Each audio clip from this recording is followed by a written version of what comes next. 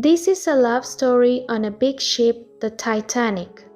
It is a story about Jack and Rose.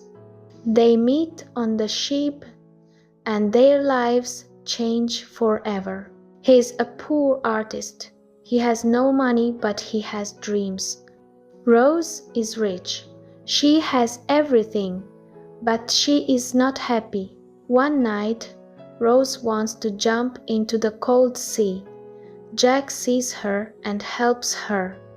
Jack shows Rose his drawings. She feels free with him. They dance, they talk, they smile. Rose starts to love Jack. One night, the ship hits an iceberg. People are afraid. Water comes fast. Jack and Rose try to escape. The ship sinks.